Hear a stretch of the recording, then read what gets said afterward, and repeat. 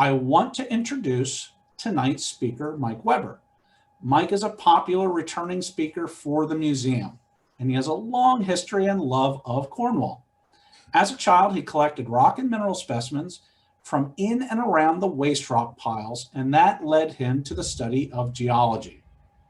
As a 1982 geoscience graduate from Penn State, Mike worked for 36 years as a geologist, health physicist, and manager in the U.S. Nuclear Regulatory Commission and the U.S. Geological Survey.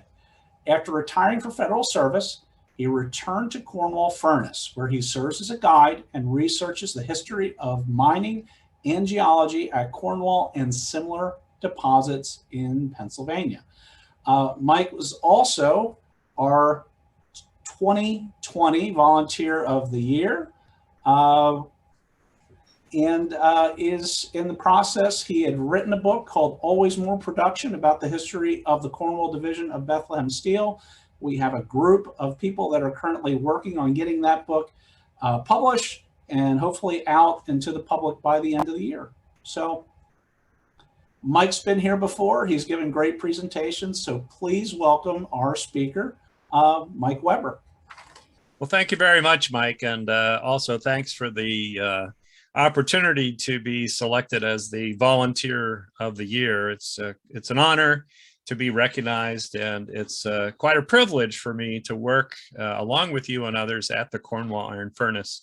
I want to thank you for joining our audience tonight for this webinar on the Iron Age Evolved. Like Mike introduced, I'm also a Mike. I'm Mike Weber, and it's my pleasure to present to you this evening. So I'd like to thank the Friends of the Cornwall Iron Furnace for sponsoring this webinar, and especially Mike Emery, our host tonight, and Cornwall Site Administrator, as well as Kathy Donaldson, the Treasurer of the Cornwall Iron Furnace Associates. Now, with the arrival of 2022, we return this evening to the history of the Cornwall Iron Furnace with a focus on where and when the technology that was used in the furnace originated. After a brief introduction of the topic, I plan to discuss the origins of smelting technology, the expansion and refinement of this technology in producing iron, application of the technology at Cornwall, and then respond to your questions and comments. Now, I have to warn you that we'll be covering thousands of years of history this evening in about 30 minutes.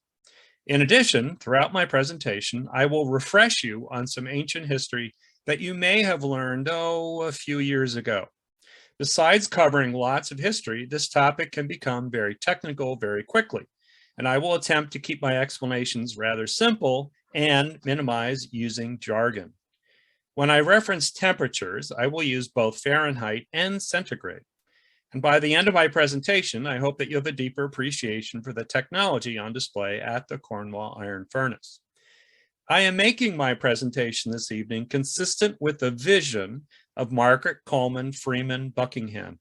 She is, of course, the benevolent individual who donated Cornwall Iron Furnace to the Commonwealth of Pennsylvania in 1932 to preserve the furnace as a museum of the iron furnace technology. We carry on her vision tonight, 90 years later, in the presentation. In addition, March is Women's History Month, and I believe today is International Women's Day. So we pay tribute to and thank the women who have made us who we are today, including Margaret Coleman Freeman Buckingham. So where did this furnace technology come from? As a guide at the historic Cornwall Iron Furnace, this is one of the questions that I'm asked most often. Many of our visitors want to give the founders of the furnace all the credit that they are due. As we are living today in the 21st century, it's easy for us to take this technology for granted. But seeing the Cornwall furnace up close rekindles our curiosity and wonder. This curiosity helps us appreciate the metals, particularly iron and steel, that we would otherwise perhaps take for granted. Did Peter Grubb, the founder of the furnace and the original iron master of Cornwall, develop this technology on his own? Did he wake up one morning and invent the technology to smelt the iron ore of Cornwall? If Mr. Grubb did not invent the blast furnace, did his English and Welsh ancestors invent the technology? Was the technology perhaps stolen from others as a trade secret or to achieve a strategic advantage in trade or warcraft? Just how many years of technological innovation and experience are reflected in the Cornwall Iron Furnace? These are the questions upon which my presentation focuses tonight. To set the stage for our review of this technological evolution, we do need to remember the three ages of prehistoric technology development: the Stone Age, the Bronze Age, and the Iron Age. All three of these periods occurred before written history and the beginning of the historiographical record, when scholars started to capture human history in written form and study it. There is some variability around the globe in the beginning and the ending times of these ages. For our purposes this evening, we'll consider the Stone Age from about 30,000 to 3,000 years before the Common Era, that's BCE. The Bronze Age from 3,000 to 1,200 years BCE, and the Iron Age from 1,200 to 500 years BCE. And before we delve into the origins of smelting technology, we should briefly discuss the challenges associated with working iron. Smelting is the intentional melting of ore to extract metal. In the historical evolution of technology, humans progressed from making stone tools and pottery to smelting copper and other metals, and then smelting iron.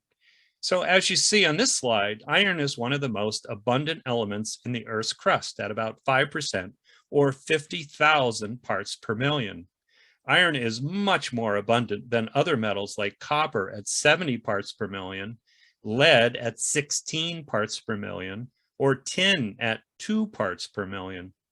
Given the relative abundance of iron in the Earth's crust, it seems odd, therefore, that the earliest metals produced by humans were gold, copper, and bronze. After all, as the Roman author and naturalist Pliny the Elder observed, quote, "Iron ores are to be found almost everywhere," end quote.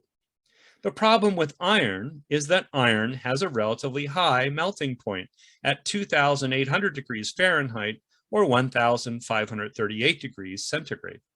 Early humans simply could not heat the iron ore high enough to melt the iron. They lacked the technology to use iron productively. Therefore, humans first learned to use less abundant metals that melted at lower temperatures. Historians, archaeologists, anthropologists, and metallurgists think that the earliest smelting may have occurred by accident. By the end of the Stone Age, humans were making and firing clay pots. Fancier pots were glazed before firing.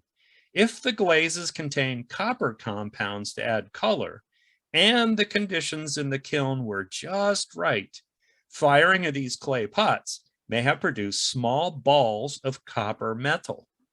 The earliest hearths discovered that were built specifically to melt copper date from about 3,500 years BCE, as seen in this photo of an excavated hearth from the Sinai Peninsula. The copper melted at about 1,984 degrees Fahrenheit or 1,085 degrees centigrade. Due to the limited amounts of copper produced in these hearths, the novelty of the metal, and the metal's softness, the copper produced from melting ores was initially used for jewelry, sculptures, and ornamentation. Early metalworkers discovered that they could harden copper by hammering it and soften it by reheating. Sometimes the copper ores contained other metals besides copper, so another fortuitous occurrence was the inadvertent melting and mixing of these materials in hearths to produce new combinations of metals or alloys. For example, some copper ores contained elevated amounts of the metalloid arsenic. The combination of copper and arsenic yields the metal arsenical bronze. Early smelters found that arsenical bronze was harder and could be cast more easily than pure copper. Early arsenical bronze artifacts were found on the Iranian plateau dating to about 3,000 years BCE. Once copper ore alloys were discovered, smelters began experimenting with mixing and melting other combinations of metals. One especially attractive mixture was an alloy of copper with tin, otherwise known as bronze. Like arsenical bronze, smelters discovered that a 90% copper, 10% tin combination yielded a much tougher alloy that cast well and could be used to make edged tools and weapons. Bronze melted at a lower temperature than copper, 1,740 degrees Fahrenheit or 950 degrees centigrade. The earliest tin bronze artifacts were discovered in Serbia, but widespread manufacture and distribution of tin bronze dates from about 3000 BCE in Mesopotamia, Egypt, Iran, and China. Bronze smelting began in Ban Chiang, Thailand, between 3000 and 2300 BCE.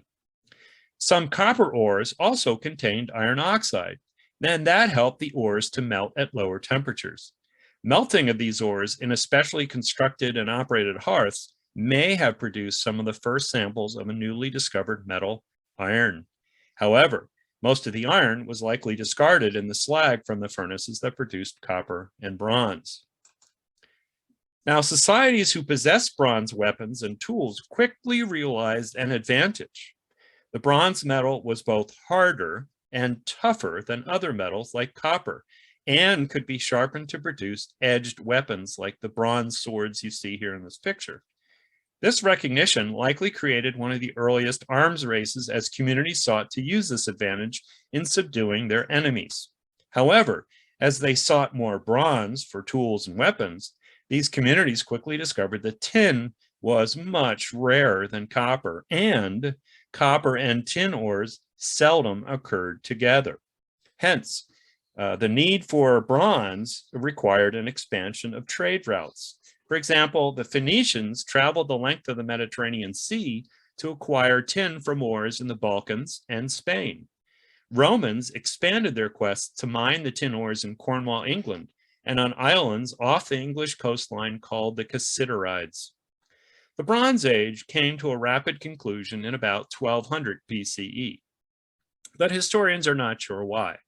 With the reliance on distant trade routes, bronze production may have been curtailed because of disruptions in trade. Perhaps natural catastrophes such as extended droughts or earthquakes weakened or eliminated societies who used the bronze extensively. Alternatively, conquests or migrations along and among the kingdoms in the Mediterranean may have disrupted bronze manufacturing. After all, bronze manufacturing continued for centuries longer in the Far East, such as Thailand, China, and Japan.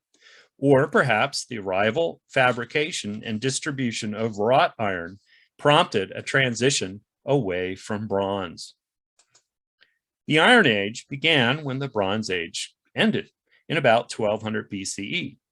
Continued refinements to the charcoal hearths that were being used to smelt the bronze developed furnaces that achieved higher temperatures, and those higher temperatures allowed production of greater quantities of iron metal.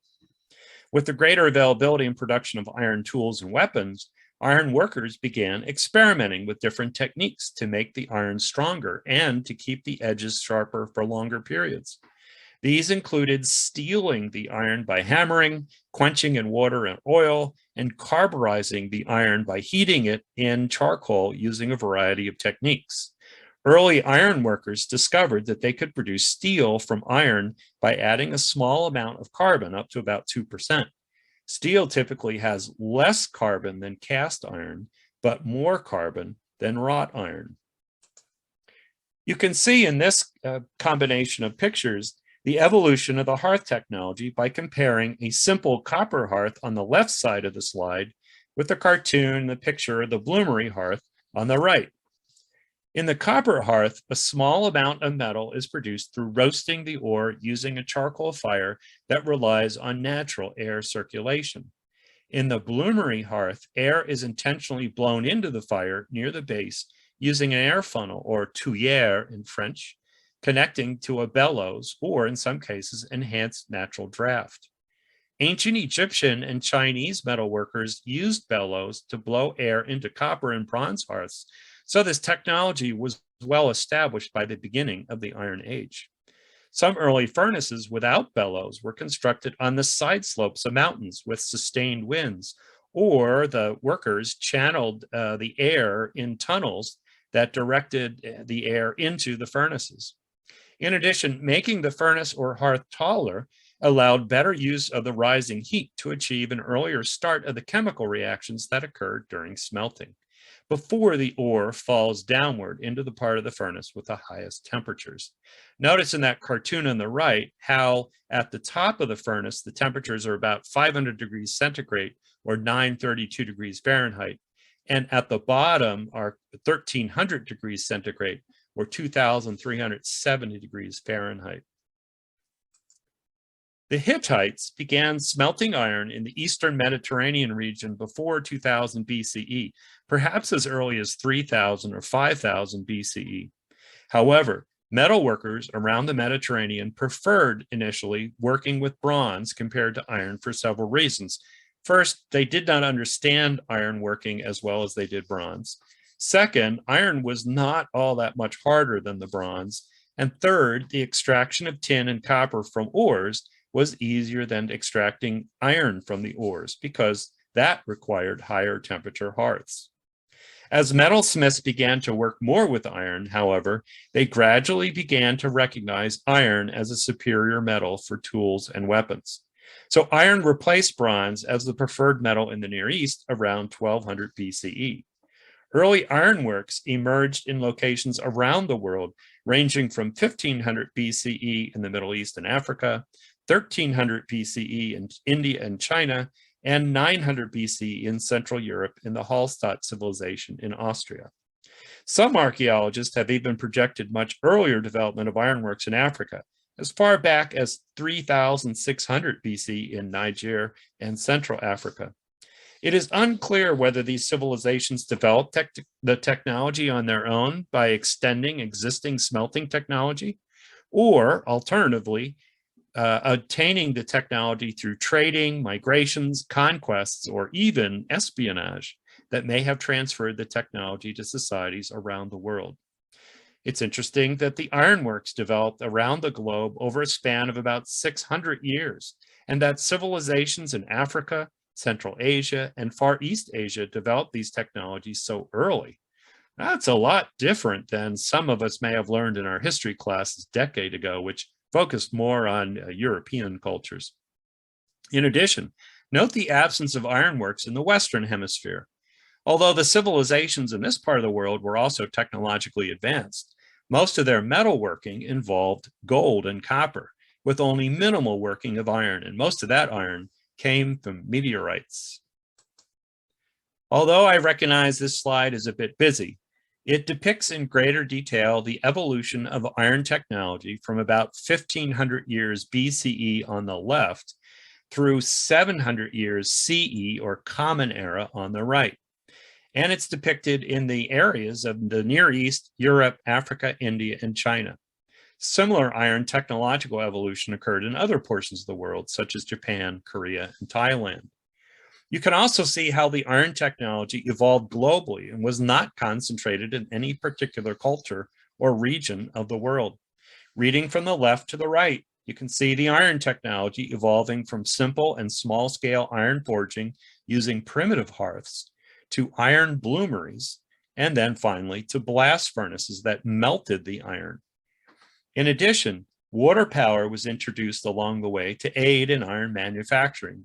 And over the years, metalsmiths learned how to produce and use specialty steel, such as woots, blister steel, and crucible steels, and to fabricate steel tools and weapons, such as the famous swords of Toledo, Spain. Iron technology continued to evolve throughout the world after the fall of Rome. Looking at the evolution of the technology in greater detail in Europe, for example, we know that the Romans mined iron ore and manufactured wrought iron throughout Europe at the beginning of the Common Era. Archaeologists have studied Roman mines and ironworks in Austria, Hungary, Russia, Spain, England, Cyprus, and Italy, among others. After the fall of Rome in 440 CE, there was little evolution in the technology of ironworking until the early 700s, when the Austrians reopened the Roman iron mines in Styria in 712. Bloomery forges, or hearths, were used for many years until they were replaced by blast furnaces. Medieval blast furnaces in Europe were about 10 feet tall, constructed out of brick and stone, and were supplied air using hand-operated bellows. By 1677, blast furnaces in England were powered using water wheels with 20-foot-long bellows to blast cold air into the furnaces. Hans Lobsinger, an organist in Nuremberg, Germany, reportedly developed the concept of using wooden bellows or blowing tubs in 1550 as a substitute for the leather bellows to push air into the furnaces. Wooden bellows were being used at the time in the large pipe organs in the European cathedrals. Now, I've already mentioned bloomery forges, hearths, and furnaces several times in this presentation. Early ironworkers produced wrought iron from bloomery forges for thousands of years since the beginning of the Iron Age. They learned to heat the iron ores in wood and charcoal fires that produced a mushy ball, not melted, but very soft and squishy. That hot iron is called a bloom. They hammered and reheated the bloom repeatedly in separate iron to separate the iron metal from the waste materials present in the ore. This technique of producing wrought iron is called a bloomery forge, and it was one of the earliest technologies humans used to produce iron metal. Bloomery iron, however, was initially inferior to bronze because it was softer and did not hold an edge as well as the bronze. The Chalybians discovered that they could harden the iron by hammering it to make it harder than bronze between 1400 and 1200 BCE. Greeks, Romans, and other cultures continued to use bloomery furnaces around the world. Now, bloomeries were known as wolf furnaces or Stuck ovens in Germany and other German-speaking parts of Europe. These furnaces were refinements of the Catalan forges from Catalonia, Spain. They were constructed in Austria, Germany, Sweden, and Belgium beginning in the early 700s. Earlier bloomeries were relatively small and produced less than a kilogram or a couple pounds of iron with each firing. By the late 1300s, bloomeries grew in size and produced blooms of iron up to about 15 kilograms or 30 pounds. The use of water wheels to power large bellows allowed significant growth in the size of the bloomery furnaces. It is likely that some of the iron ore actually melted in these larger bloomery furnaces. But again, the early iron workers likely discarded the melted iron because they found it too brittle to forge. Large bloomery furnaces in the 13 and 1400s produced a large single piece of partially melted iron up to 400 to 700 pounds, which was called a piece, a Stuck, or a wolf. The larger Stuck ovens were 10 to 16 feet high, about 5 feet at the widest part on the inside of the furnace. The wolf, or Stuck, was then split in two halves after removing it from the furnace and then refining it in a forge by heating and hammering to produce the wrought iron. Chinese began alloying iron during the Qin dynasty and began casting iron by about 1000 BCE, well before iron smelting began in Europe or Africa. The Chinese overcame the challenges in working with iron by achieving higher furnace temperatures using horizontal or double-acting box bellows. Chinese also overcame the high melting temperature of iron by adding carbon to the iron ore using charcoal. And that reduced the melting temperatures to around 2,100 degrees Fahrenheit or 1150 degrees centigrade. These innovations allowed the Chinese metalworkers to produce free-flowing molten iron that could be cast and to separate the iron easily from slag. The slag was the byproduct of the smelting process from using limestone as a flux in the furnace, and that removed contaminants that were present in the iron ore. The production of slag helped to purify the iron in these early blast furnaces. After discovery and production of cast iron during the Qin dynasty, production methods continued to evolve in China. During the Han dynasty from 200 BCE to 200 CE, Chinese metalsmiths enhanced blast furnaces to increase temperatures and the capacity of iron production.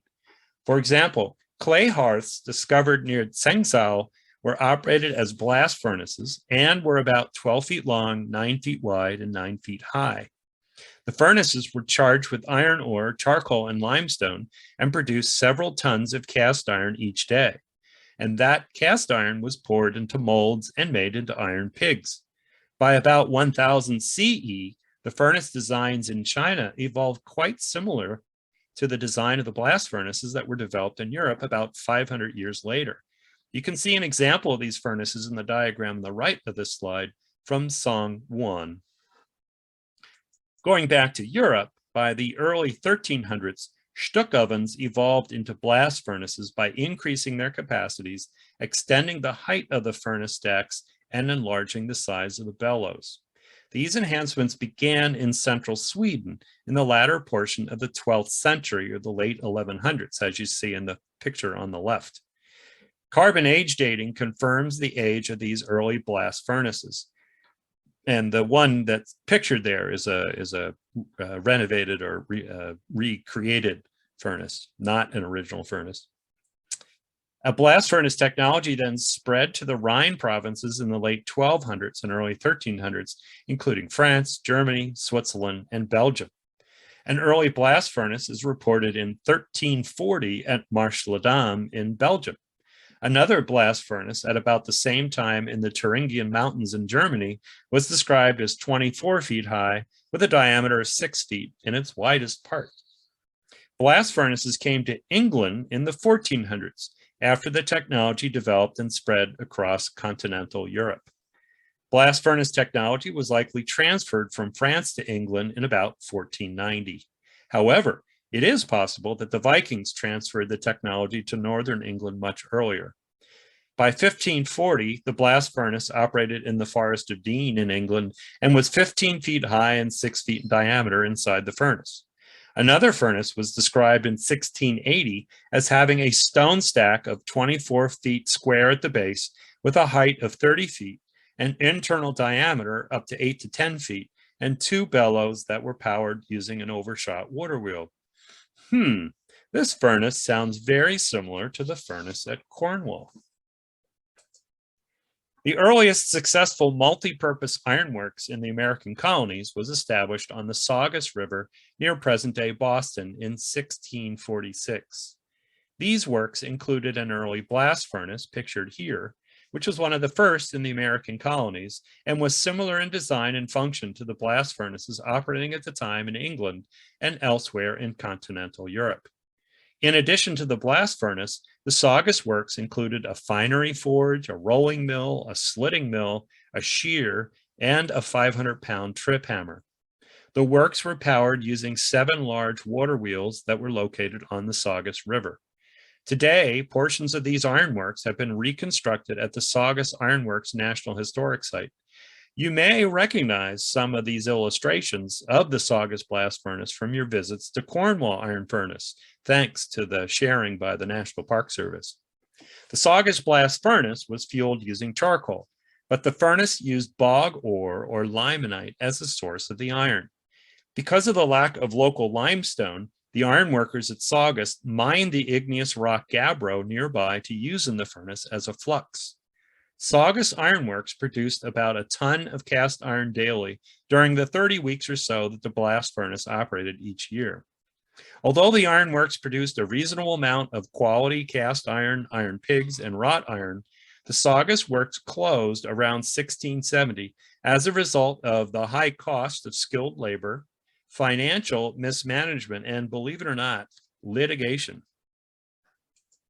Now, lest there be any doubt regarding the transfer of furnace technology from England to Cornwall, it's useful to compare the technology used at Cornwall to that used in England at about the same time. For example, the Dudden blast furnace, as you see on the left of this slide, was constructed in Cumbria in the Lake District in northwestern England in 1736. That's just 3 years before construction of the Cornwall Iron Furnace began. Look at the similarities in construction and technology between the Dudden and the Cornwall furnaces. Similar stacks, overshot water wheels, blast powered using large bellows, slag removal and casting techniques, including the use of sand molds and iron pigs. Peter Grubb and his brother Samuel reportedly decided on the 22nd of September, 1739, to construct the Cornwall Iron Furnace. Acrelius, a Swedish scholar who traveled through the American colonies, reported in 1759 that the workers at Cornwall Furnace were English, Irish, and a few Germans. He emphasized that the furnace operated using the English method, another confirmation of the transfer of the blast furnace technology from England to Cornwall. Early descriptions of the Cornwall furnace reported that the furnace operated about 9 months total a year from April through December and produced about 2 tons of pig iron initially daily while in blast. By 1754, furnace production increased as high as 4 tons of iron per day, but averaged about 3 tons per day through 1765. By 1800, efficiency and capacity of the furnace improved to produce about 4 tons of pig iron daily. Cornwall achieved its highest production rates reportedly in the blast that lasted from 1844 until 1845, with an average of 5.2 tons per day of iron for a total of 1,404 tons of pig iron for the blast period. And in 1850, Cornwall Furnace was rated 8th in total capacity and 19th in actual production among the 59 blast furnaces that operated that year in eastern Pennsylvania. Another clue can be achieved by looking at the names of the founders who helped to confirm the use of English blast furnace technology. The founders played an essential role at the furnaces as the foremen of the furnace workers. We are not sure about the identities of the founders at Cornwall during the first 2 decades of operation. We do know that Peter and Samuel Grubb were born in the American colonies of parents who emigrated from Cornwall in southwestern England. 3 years after the furnace began operating, Peter Grubb leased the furnace for a 20-year period in 1745 to the Cornwall Company, which was comprised of 12 investors, including Peter's brother Samuel. The sons of Peter Grubb, Curtis Grubb and the second Peter Grubb, resumed operating the furnace after the expiration of the lease in June 1765. From 1767 through 1867, we know from daybooks and other records the identities of the founders who operated the furnace, beginning with Samuel Patrick and ending with John Shea Jr. Although we cannot identify the origins of each of these founders, their surnames indicate English, Welsh, Scotch, and Irish family origins. If the skills required to perform successfully as a founder were learned from fathers, other close family members, or other master craftsmen nearby, their names tend to confirm the use of technology originating from the British Isles. Of course, furnace technology continued to evolve after Cornwall began operating in 1742. So the furnace that we observe today at Cornwall is a newer version from the latter half of the 19th century, rather than the original version of the furnace from the first half of the 18th century. The original Cornwall furnace was reportedly had a stone stack that was 32 feet high and a diameter of about 9 feet in the widest part of the inside of the furnace, the bosh. The earliest furnace used 2 large leather and wood bellows 20 feet long and 5 to 8 feet at the breech, and they were used to blow air into the furnace through a single tuyere. The furnace we observe today at Cornwall included a number of technological upgrades, such as a reconfigured stack, 3 tuyères instead of 1, a large wheel, blowing tub, steam engine, condenser, boilers to produce steam, and a weighing scale. In this table, you can see how blast furnaces over the years compared in terms of key dimensions and attributes. On the left of the table are the Han Dynasty furnaces from Tsingtao from 100 CE. Next to the right is the Saugus furnace from the Massachusetts colony from the mid-1600s. The next furnace is the one we just examined at Dudden in Cumbria, England, and then Cornwall furnace on the far right of the table. The last 3 furnaces were all used English blast furnace technology and were rather similar in size and operation. And each of these furnaces, including the much earlier furnaces in China, produced up to several tons of cast iron daily. The furnaces on this slide also represent a relatively stable blast furnace technology before the rapid expansion in size and production capacity of the blast furnaces in the latter half of the 19th century. You can see a comparison of these furnaces on this slide, including the Cornwall anthracite furnaces, the Bird Coleman furnaces, and the North Cornwall furnace. All of these furnaces operated in Cornwall. Cornwall Iron Furnace used charcoal as a fuel and was a coal blast furnace. In contrast, Cornwall Anthracite, Bird Coleman, and North Cornwall furnaces were hot blast furnaces and used anthracite coal or coke as a fuel.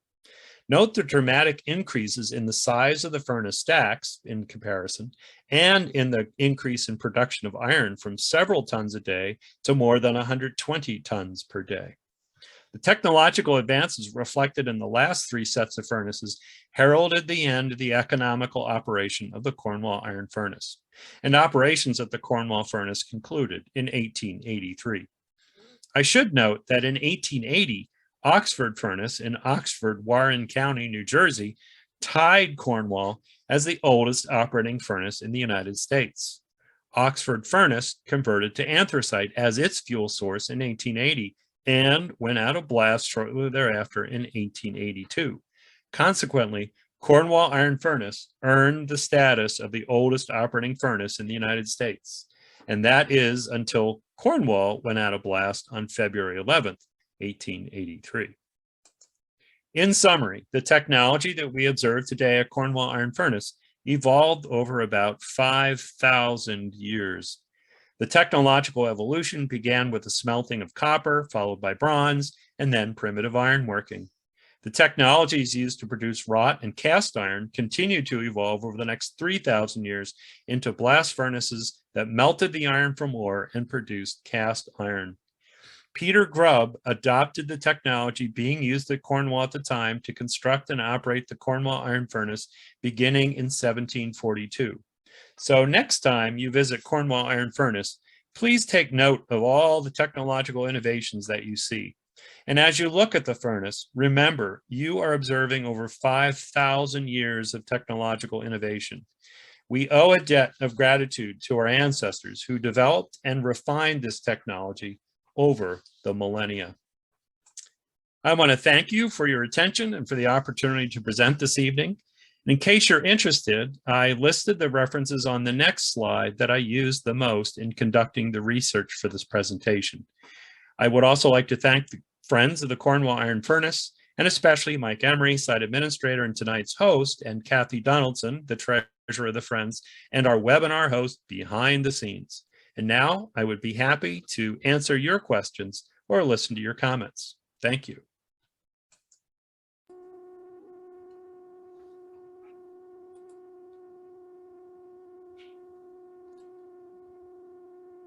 Well, thank you very much, Mike. You want to turn on my video, Cam? I am seeing if I can do that. Okay. There we go. I have to ask you. There we go. They keep evolving all of the technology as well as our iron processes here. So yes. Well, thank you very much. So we had at the moment we don't have any questions, but do we have any viewers out there? We do. Our numbers stayed pretty much the entire way. I mean, you were able to go ahead and take what was a really complex piece and make it really understandable. I know one of the things that we had discussed about this earlier was that there was no single source that you could go to track the Iron Age in all parts of the world at once. That you had to go to very different sources. So people have looked at this regionally, but have not looked at it as a world phenomenon. And oftentimes that happens where people, particularly, archaeologists or anyone else, they have their own area of expertise and they write about it and it gets into certain journals, but that doesn't necessarily always transfer to other locations. So that was a really great way of putting that all together. And certainly you're right. I mean, most people, if they remember anything about their history classes, they learn about it in a very European-centric way. So the idea that any of this was going on outside of the Mediterranean or maybe Egypt and kind of the Near East, the idea that it's going on in Africa, in India, in China, certainly at the same time or even earlier, is just something that one usually did not get in just, a normal history class. So, Oh, the mysteries of history. mysteries of history. All right. All right. So let's see who we have here. Okay. So we have a question from Brett Ray and said, Mike, did Cornwall iron have specific properties relative to iron produced from anthracite or coke that allowed furnaces like Cornwall to operate longer? I think the straightforward answer to that question is no, but certainly the people who were operating the furnace back in the day liked others to think that the Cornwall iron did have preferable properties. I know that they talked about the desirability of using Cornwall iron to make nails because it was tougher, it was better for making wheels for train cars and for rails. Even, I believe, the Navy during the Civil War contracted with Cornwall to get iron to build cannons because they saw that there was some preferable features of the iron. Cornwall, I know, advertised that their iron had more copper in. I just saw that in that recent Robizonia paper that you shared. Like I said, I think technically the answer is no, but the Cornwall company certainly wanted the customers to think that their iron was preferable. All right. So we have another question here. It's interesting that the Puritans were so litigious that it resulted in the closure of the Saugus Iron Works. Do you know what the issues behind the lawsuits were? They're very generally described in the literature that I reviewed. I think part of it had to do with the proximity of those ironworks and the impacts that they were having on the local community. And that gave rise to some of the litigation. And then, like I said, it was probably the combination of litigation, financial mismanagement, and the high price that they had to pay for the iron workers at the time, which brought the Saugus works down. I'm sure the people who run the Saugus Iron Works might have more insights about that, but that's what I was able to learn from reviewing the literature. All right. Question here. Mike, did the Cornwall furnace definitely produce any products used in the Revolutionary War or any other military engagements of the young United States? Absolutely, especially during the Revolutionary War. You know, we often, while taking people on the tour of the furnace, spotlight their production of cannon that were used on the naval frigates during the Revolutionary War. But of course, they also cast shot and shell during the Revolutionary War, and they cast little salt pans that were used by the soldiers during the war to evaporate salt water to produce salt that they could use in preserving their foodstuffs. So those are just some of the examples of how Cornwall iron was used quite productively. Both the sons of Peter Grubb, Curtis and Peter, served as colonels in the Revolutionary War and led up local militias to support the colonies. And they were quite interested and enthusiastic in supporting the quest of the colonists to seek independence. All right.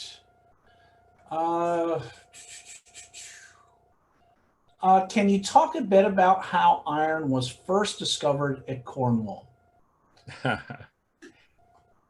So we'll probably never know who first discovered it, whether there were Native Americans that picked up chunks of the iron ore and thought it was an odd rock. But we do know that Peter Grubb was the first person specifically to acquire the land with the expressed intent to develop it and then subsequently to build the Cornwall furnace. we depict his prospecting for the iron ore in the movie that we show at the furnace. And I've even had the opportunity to depict similar things with you, Mike, Absolutely. at Cornwall. The ore appeared at the surface. And of course, we frequently refer to the three large hills where the ore was found: Big Hill, Middle Hill, and Grassy Hill. And in fact, some of the best iron ore at Cornwall was at the surface because it had weathered sufficiently to remove the minerals that otherwise detracted from the attractiveness of the iron. I know, Mike, at one time we had conversation about the weathered ore. And I know that some rocks weathered very quickly and some much more slowly. So, my first inclination was that, oh, okay, or when you say weathered rocks, are these things that have been exposed for tens of years, hundreds of years? And your answer to me was? Hundreds of thousands of years, probably. Right. So they had been exposed for a very long time, and a large amount of it that was here and erupting at the surface. Right. And I think that was one of the, the nuances that you don't oftentimes get. That certainly, someone with your geology background, that helped a lot in my understanding that no, this wasn't just a few flakes of rock erupting out of a hillside. That no, these had been there weathering out for a very long time. Yeah, in fact, I was just reading an article today written in 1886, and the author, a geologist, referred to the ore as being pre-roasted. And that meant that the ore at the surface did not have to be subjected to thermal roasting to drive off the sulfur compounds in the ore, which otherwise detracted from the value or the grade of the ore. Okay. We have another question. The myth about George Washington. Did he visit the furnace? You would probably be a better person to answer that question. We've looked at the history, and there's nothing from the period that seems to indicate that George Washington ever visited the furnace. It seems to be something that started out probably as a local legend, or maybe someone said, well, perhaps when Washington was through, he did, and he possibly got taken and he did visit. So it's one of those things where it's part of the mythology, but it's not backed up by fact. And who knows? Maybe one day we'll find out that George Washington indeed did stop here, but that doesn't appear to be in the record. But history is an evolving thing, so you never know that just we're one document away from maybe seeing that definitively. So right now, however, disappointingly enough, we must say that he did. We do not have evidence that he visited Cornwall Iron Furnace. I'm sure if he had the opportunity, he would have availed himself of that opportunity, because Correct. Everybody wants to visit Cornwall. Yes. And as Bruce Chadbourne put, the Bethlehem Steel monument down by the police station says that he and Lafayette were here. So unfortunately, we can't believe quite everything that we read, even if it is written in stone. So, so I have a question here. I'm not 100% sure what it means. Maybe, Mike, you'll have a better idea on this. And it said, any knowledge of the history of who cleaned these furnaces? Were they part of a skilled trade? Yes, so we do know that the small handful of workers who worked at the furnace, typically between 11, 13 or so workers, those same men were the individuals who went inside the furnace when it was no longer in blast and removed slag that had adhered to the walls, and then also repaired the sandstone blocks that lined the inside of the furnace. You can imagine the furnace as almost like a stream, with a large amount of heavy material constantly being fed in at the top and then working down as the charcoal melts and as the iron is tapped out of the base. And that creates a lot of erosion and abrasion on the side of those sandstone blocks that were really there to protect the furnace and keep it operating effectively. So a combination of the fillers, the moldman, the gutterman, the keeper of the furnace, the individual who was responsible for ensuring that the furnace continued to function properly and effectively. And then I would guess that depending on the amount of work required in that periodic maintenance, they may bring in stonemasons if they had a lot of stone blocks to repair and replace inside the furnace. Now there's a ringer who is asking a question here. This comes from Laura Gray asking, Edward Gray is wondering whether the fire bricks within the Cornwall furnace made on site or imported, and if so, what were they made of? So we know that the bricks that lined the inside of the furnace, Edward, were actually sandstone, and they chose the finest grain sandstones that were cemented with silica as compared to calcium carbonate. Because they could withstand the higher temperatures that frequently existed within the core of the furnace. All right. Good question, Edward. I thought you would appreciate that one. For the benefit of the audience, Edward is a relatively new grandson of mine. So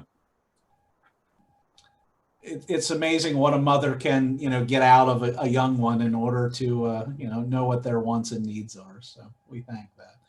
So we have a question here from Chip Brightbill.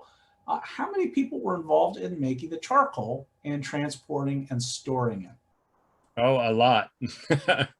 I've seen various estimates, but and some of these estimates are later in the period.